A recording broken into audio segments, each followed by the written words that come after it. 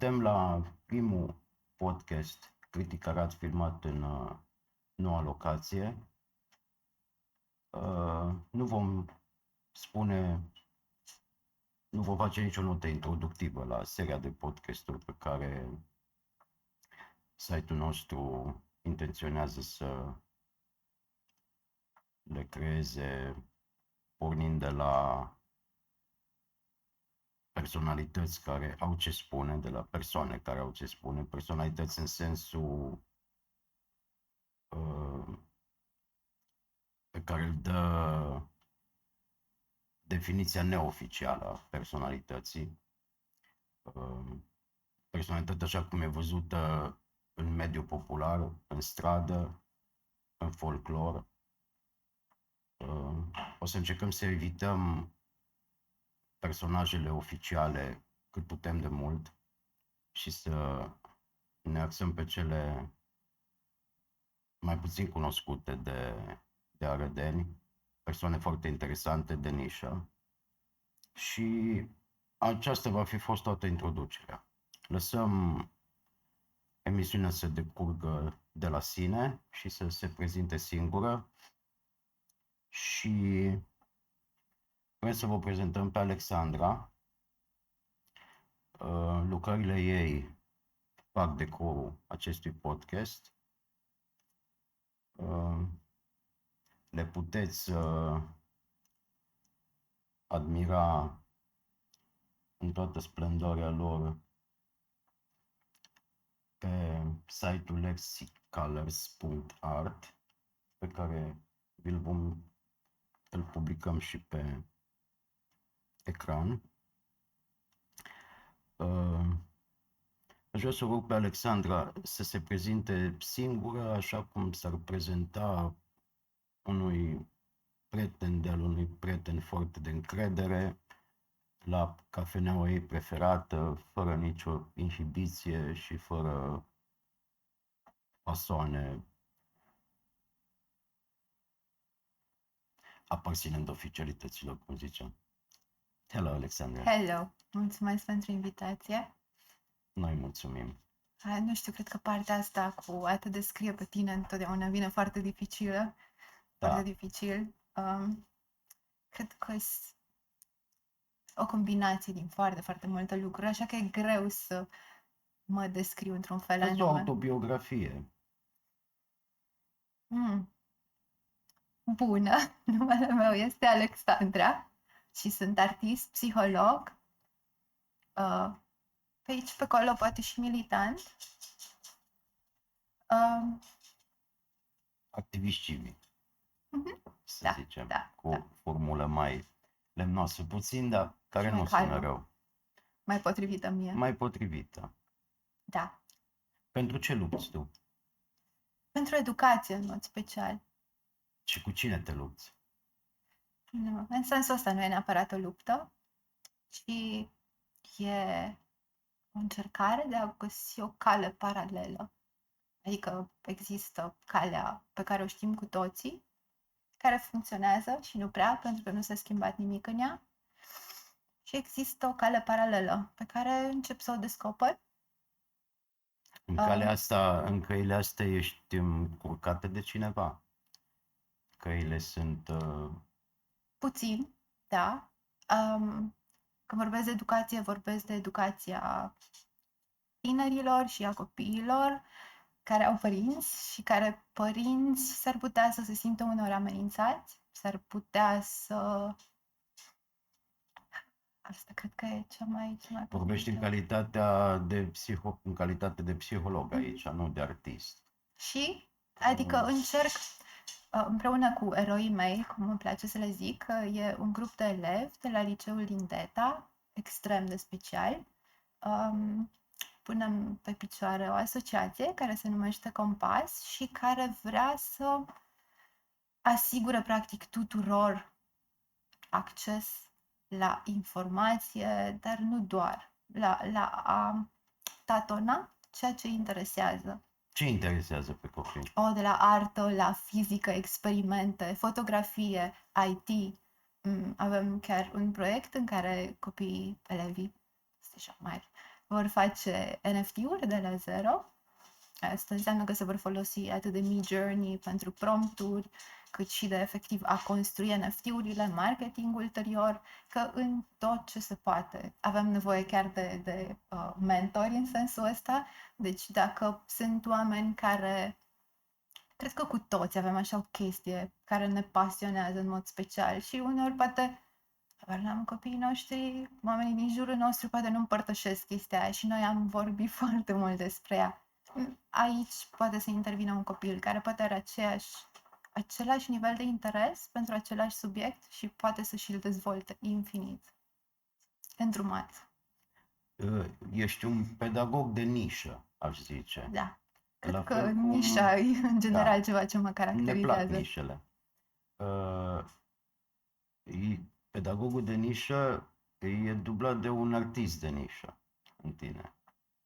Și arta ta e nișată pe un curent care nu știu, poate îmi spui tu, dacă se bucură de înțelegerea publicului, de capacitatea lui de a își aloca timp pentru a viziona expoziții. Cred că tocmai pentru că e nișat, e așa cel puțin un soi de intrigă, când vine vorba de o artă care nu e, nu știu, poate un peisaj sau... Nu e nimic mainstream aici. Exact.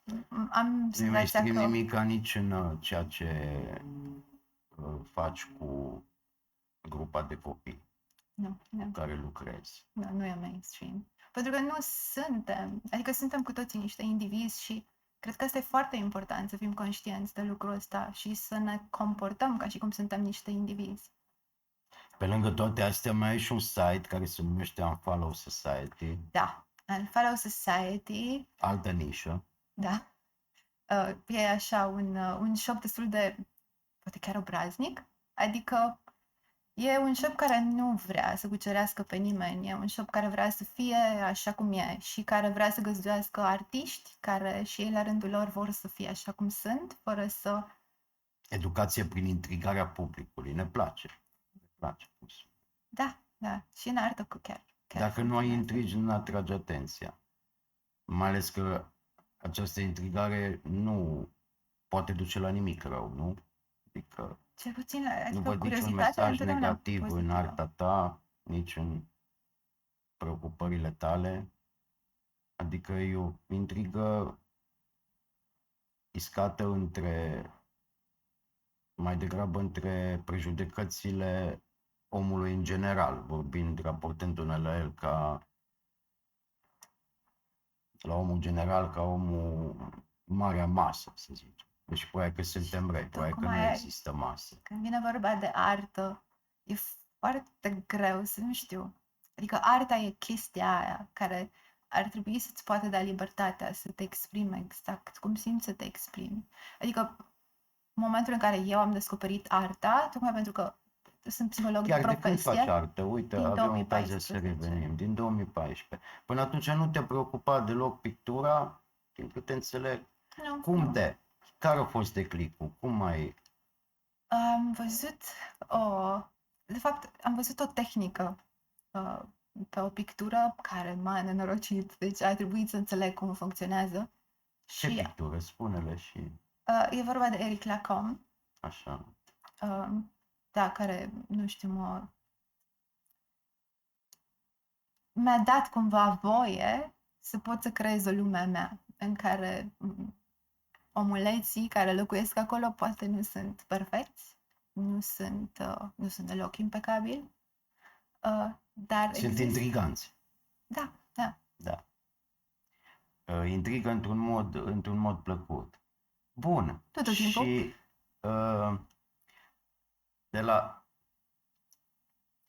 în cealaltă perioadă vieții tale, cu ce te-ai ocupat până ce să nu... Adică cum îți dezvoltai că e vorba de punerea în valoare a unui lucru existent în tine deja, că se vede din lucrări că n-ar zice nimeni că n-ai terminat o facultate de arte sau că ai făcut cu un profesor.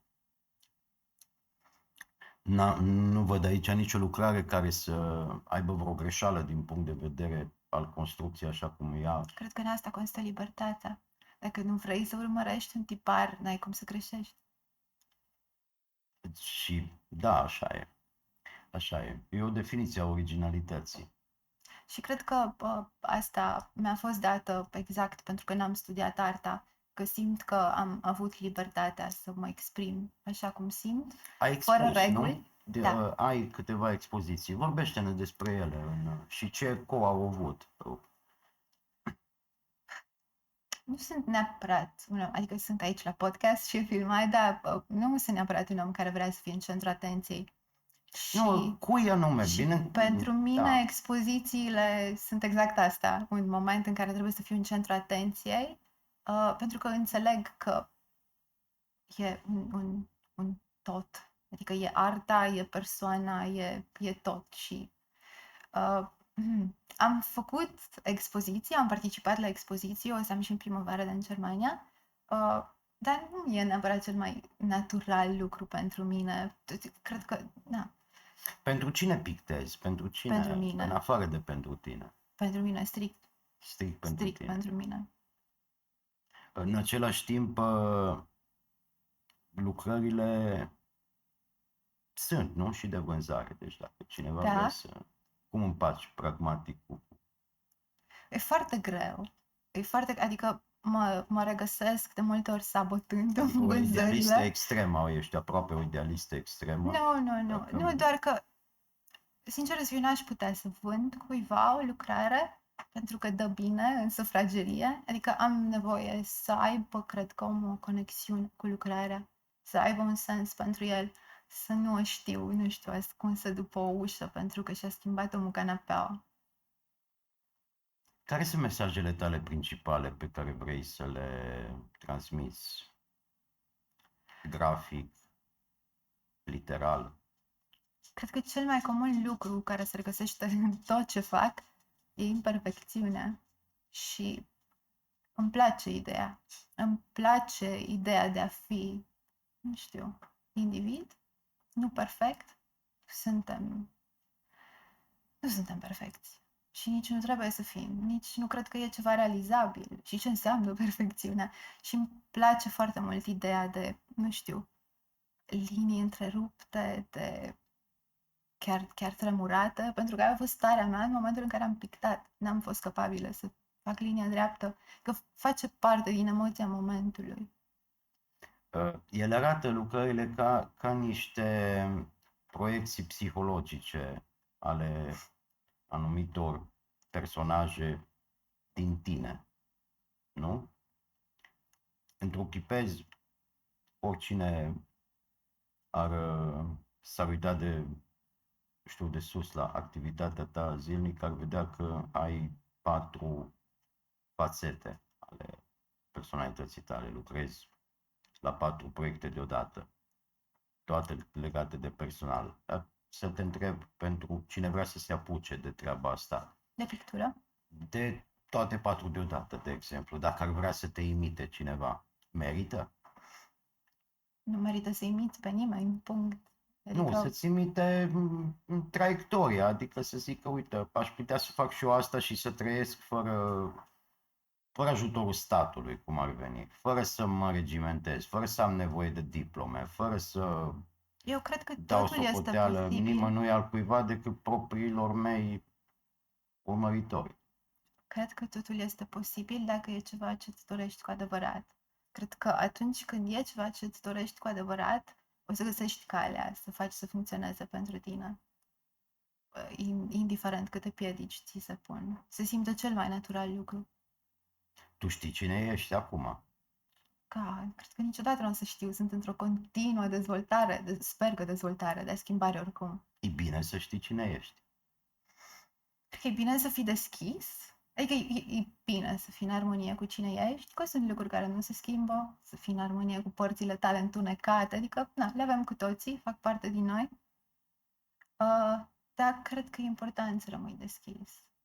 Citesc o frază dintr-un articol de pe blogul tău, lexicolors.art. Sună așa: trebuie să ne desprindem de abordarea asta standardizată a educației. Copiii nu sunt produse în serie, sunt unici în felul lor, cu spirit propriu, cu puteri proprii. E vreme să renunțăm la mentalitatea toți în aceeași oală și să-l îmbrățișăm pe fiecare copil așa cum e. Vreau să-mi dezvolți puțin citatul ăsta. Și eu cred că așa cum avem amprente diferite și faptul că avem amprente diferite spune aproape totul despre personalitatea noastră. Înseamnă că suntem diferiți și că nu există doi oameni asemănători. Exact. Și asta înseamnă că și educația, sau ceea ce numim acum a fi educație, ar trebui să se muleze pe individ.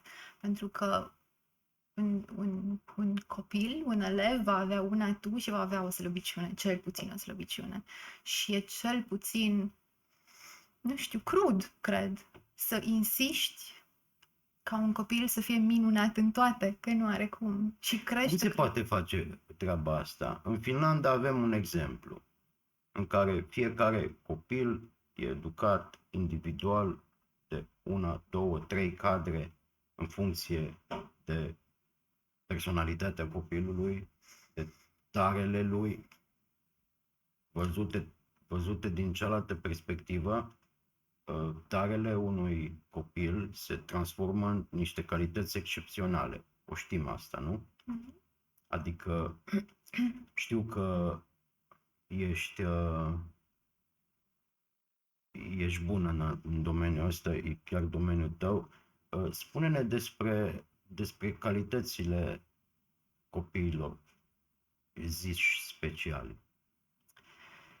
Speciali, pentru mine, toți sunt Special speciali, în pe care am sensul că, ajuns să să-i zicem, cunosc. în sensul cel mai soft al cuvântului. În sensul că au calități pe care alți copii nu le au și alea vin la pachet cu niște defecte pe care alți copii nu le au. Știu, e un subiect sensibil, dar am citit cărți, nu cu toții avem o literatură în spate de copii cu nevoi speciale care au scris cărți geniale, au dat creații geniale, de la Nietzsche, un nebun, nu așa, care probabil că acum, dacă s-ar mai fi mișcat printre noi, ar fi fost internat la Mocrea. Eminescu, nu? Altul pe care acum îl avem pe bancnote, nu așa un copil cu nevoi speciale care au fugit de tânăr acasă și așa mai de acasă și așa mai Cred departe. că toți suntem cu nevoi speciale, realmente. Pentru că Păi da, școala ne vrea înregimentați, trebuie să fim, dacă de se asta poate să avem alegem, toți aceeași medie, ar fi ideal. de asta alegem căi paralele, de asta alegem varianta de mentorship, unde se pot face lucrurile astea realmente. Dar în ce trebuie paralel. să fie calea asta paralelă? Poate să constea în workshop. De ce să nu fie, să meargă în spirală față de drumul... Pot să zic că până acum ceea ce am făcut cu aprobarea școlii, mai mult decât atât cu entuziasmul școlii. Deci sunt foarte deschiși profesorii să colaboreze, mai ales că știu că ceea ce pot ei să ofere din punct de vedere al timpului cel puțin e limitat. Și atunci orice vine suplimentar e binevenit. În plus, prin sistemul ăsta, să zic așa, cumva ajung și profesorii să înțeleagă că poate copilul nu e leneș, poate e doar o lipsă de interes față de subiectul ăsta sau poate, apropo de, nu știu, nevoi speciale. Repet, cred că toți avem nevoi speciale, adică avem nevoie să se muleze un sistem pe noi ca să avem cele mai bune șanse să reușim în viață. Asta nu înseamnă că stă cineva toată ziua după noi. Asta înseamnă că cineva efectiv ne poate vedea calitățile, ne poate vedea slăbiciunile și ne încurajează în direcțiile în care merită să fim încurajați și chiar îndrumați. În plus, când vine vorba de copii, să zic așa, speciali, nu neapărat cu nevoi speciale, vorbim de, poate, copii dotați, cu un IQ foarte mare, care de regulă vine și cu multiple comorbidități, poate o lipsă de atenție, poate chiar O lipsă de înțelegere, mai degrabă, societății în care trăiește. mă referam la ADHD și nu vreau să zic pe nume. Hai să intrăm într-un registru mai pragmatic. Nu e greu să ne imaginăm asta. Pune-te în fața faptului că ești consilierul Ministrului Educației și vrei să-i sugerezi niște articole care trebuie introduse într-o lege a educației care să fie conformă cu nevoile actuale ale societății. Cred că abordarea mea ar începe în alt loc, ar începe cu chestionare, ar începe prin a întreba Pe asta fac efectiv, și ei. ai Chestionare întreba avem. efectiv copiii, elevii, într-un mod anonim, astfel încât să știe că nu există repercursiuni, să spună exact ce au nevoie de la educație. Am făcut lucrul ăsta și sunt niște răspunsuri care, zic Dăm sincer, niște exemple. m-au emoționat. Profesorii în general vorbesc de poate lipsa de substanță a copiilor, că sunt toată ziua pe telefon. Copiii se plâng de lipsa de substanță a profesorilor, pentru că e doar un job pentru ei. O preconcepție, o prejudecată, Adică o prostie. simt că nu e, S-a că nu sunt demonstrat că acolo să dacă învețe. stai toată copilăria pe telefon în perioada adultă, ești mai prost sau mai sărac sau mai în calități. Eu știu, s-a demonstrat asta. E cel puțin un timp pe care îl poți folosi pentru a-ți satisface poate alte, nu știu, curiozități. Ai Ideal ar fi să ai cunoscut copii curiozități. în demersul tău care au pornit cu telefonul în mână și sunt la un anumit stadiu. Ce poți să spui despre ei față de cei care Ok, ce pot să spun n-au este că, în folosit, primul rând, noi cărora li se trebuie... interzice de acasă? Sunt mulți pe A, care nu îi lasă ar acasă cu fi bine să telefonul. înțelegem că lucrurile se schimbă. Se schimbă de la un an la altul, se schimbă de la un deceniu la altul și ceea ce poate am considerat noi tentații... Și legile n-ar trebui să se alinieze la schimbarea respectivă, să țină cont de... Dar până ajungem la lege, avem nevoie de o conștientizare. Ce e nevoie, ce trebuie introdus, care sunt căile, cum mi-ar ajuta mai bine să înțeleagă, ce ar face mai atenți. Iar la partea cu telefonul, copiii cu care lucrez eu, când vorbesc cu ei, nu își petrec timpul pe telefon. Nu, telefonul e jos, pentru că le captez atenția, pentru că îi respect, pentru că avem comunicare. Da, adică una e una și alta e alta. Deci Nu le amestecă. perfect capabili să fie prezenți dacă îi interesează. Și aici pot să rezonez foarte mult. Ce interesează pe copii? E foarte diferit. Pe un copil îl interesează fotografia și abia așteaptă să experimenteze tot ce se poate. Pe un copil face jocuri și e spectaculos să faci parte din nu știu, toate etapele ale de creștere. Ăla cu telefonul, nu? Nu. El e, cred că, cel mai prezent dintre toți. E foarte structurat. Repet, fiecare are marketing. Sunt lucruri pe care nu ai cum să le înveți în școală. În același timp, ele fac parte din societatea noastră. Tu acum poți să te angajezi pe marketing. În școală, nu știu, noțiunea e foarte puțin expusă, cred. Bun, deci rolul vostru ar fi să introduceți mai degrabă în limbajul profesorilor decât în cel al copiilor, cuvintele care fac parte din vocabularul noi generații, pe care majoritatea cadrelor nu le cunosc. Auzi niște copii vorbind de 13-14 ani și nu poți traduce niciun cuvânt. Dacă ești de școală veche și ai terminat o facultate în 90, nu mai înțelegi limbajul copiilor de astăzi, niciun cuvânt. Cu atât mai mult să înțelegem că s-au schimbat foarte multe lucruri. Aici văd o imensă problemă de comunicare. Înseamnă că nu comunicăm în aceeași limbă. Și mai înseamnă și că noi nu ne-am adaptat efectiv la schimbările astea. Că pentru noi este un șoc suprem dacă vorbim, de exemplu... nu știi să traduci ce zice copilul tău, înseamnă, de fapt, că acea generație s-o rup de tine. din punct de vedere al comunicării. Dar de ce generația s-a rupt de tine? Poate nu e ușor să se comunice cu tine, știi? Adică nu e neapărat un vinovat, e nevoie de o adaptare din toate Copilul nu e părțile. vinovat niciodată.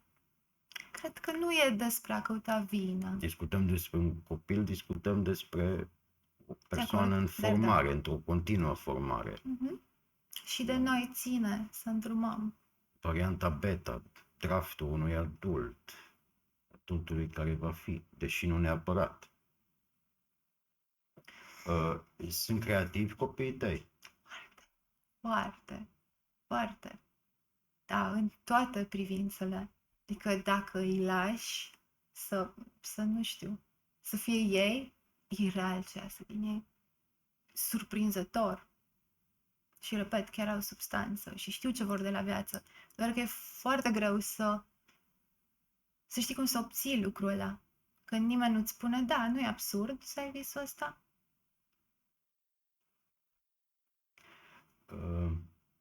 Haideți să mai vorbim puțin despre site-ul tău. Care? Cel pe care îl vedem. Follow Society. Da. Cât e revoltă socială, anarhism, ponderat? Am înțeles că anarhism nu e neapărat un termen cu care vrei să fii asociat. De-aia am spus într-un sens foarte moale. Adică în sensul ăla foarte moale, acolo mă regăsesc. O lipsă de respect la adresa statului sau o brăznicie. Lipsă de rezonanță, cel puțin. Ai ca și copilul care înjură sistemul. Da, într-un mod subtil. Partea asta, tu crezi că e regăsibilă în fiecare dintre noi? Adică, vezi, stickerele alea sunt, dacă erau cu niște simboluri mainstream, ăsta, ar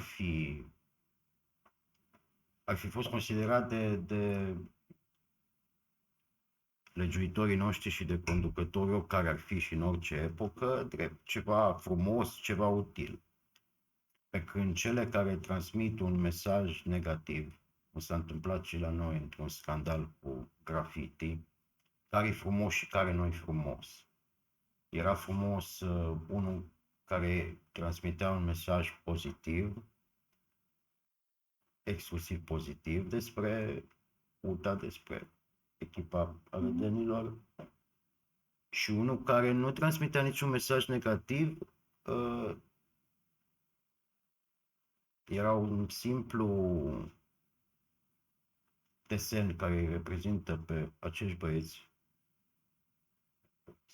și pe care administrația l-a amendat pe copiii ăia, pentru că ăla era urât.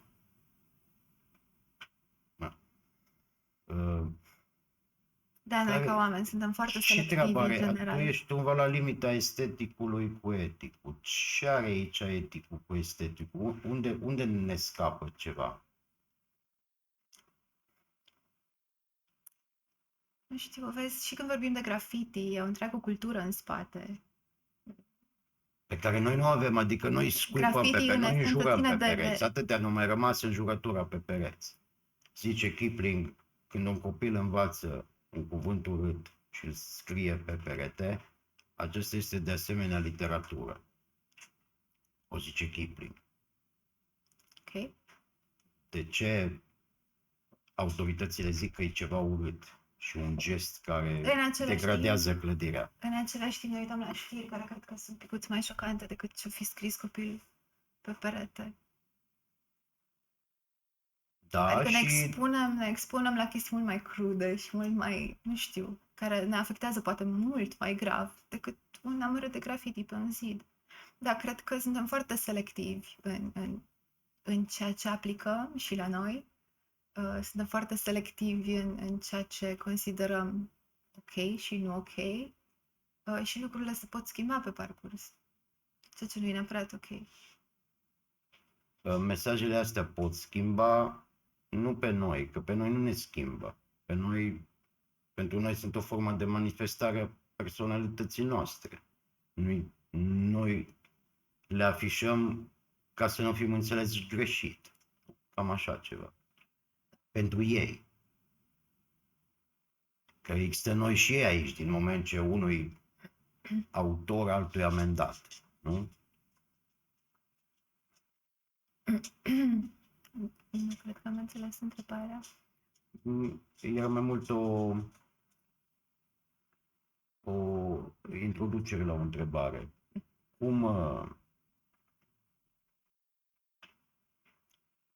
Cum lucrăm cu mintea autorităților ca să înțeleagă că mesajele noastre critice sunt pozitive pentru societate? Poate să le împachetăm mai frumos. Să le facem mai frumoase. Super, Adică răspuns. un statement nu trebuie să fie neapărat o înjurătură. Poate să fie un statement. Păi uite, vezi, aici în cazul ăsta nici n-a fost vorba de nicio înjurătură. Da. Adică foarte puține mesaje estetice care merg strict pe partea estetică conțin înjurături. Cele care conțin înjurături, culmea, ele rămân. Adică cele scrise cu spray-ul pe un zid, le știm de la Revoluție încoace, nu le-o șters nimeni. Ce bine au făcut, că nu le-au șters. Și le vorbește istoria prin ele. Poți începi, nu, educația unui copil pornind de la un graffiti de pe țevile din Micălacă. Și Jos Iliescu. Și de aici poți începe o grămadă. Adică e important ca un copil să se poată exprima. Cred că e vital să poată să exprime un copil ce simte, ce vrea să exprime. Acum că începe sub forma unui graffiti, îl face doar un pic mai rebel. Nu înseamnă că o să fie un anarhist în viitor. Ele nu sunt o formă de anarhie întotdeauna, grafiturile. Când le plac lor, sunt ceva frumos. Aici era pictul de... Vezi, aici cred că e și diferența dintre arta stradală și graffiti. Graffiti în sine e despre litere și despre cum poți să le modifici cât mai mult și să le faci cât mai atractive și complexe, pe când arta stradală e artă stradală, adică se pictează pe... Deci, oricum sunt niște noțiuni diferite pe care poate nu cu toții le stăpânim. Da, într-o viață viitoare visez să mă fac Banksy. Da. Înțeleg de ce. Mulțumesc. Eu consider că am spus ce am avut de spus despre Alexandra. Crezi că am spus tot cam ce ai vrea să se știe despre tine? Aș putea să vorbesc zile întregi despre proiectele, despre mine, nu în mod special, chiar deloc. Da, despre proiectele mele aș putea să vorbesc foarte mult. Da, sunt sigură că o să puneți un link sub video. Cu siguranță și le vom urmări și le vom trata jurnalistic așa cum merită să fie tratate genul ăsta de proiecte. Îți mulțumim și eu vă îți dorim succes. Mulțumesc. La fel.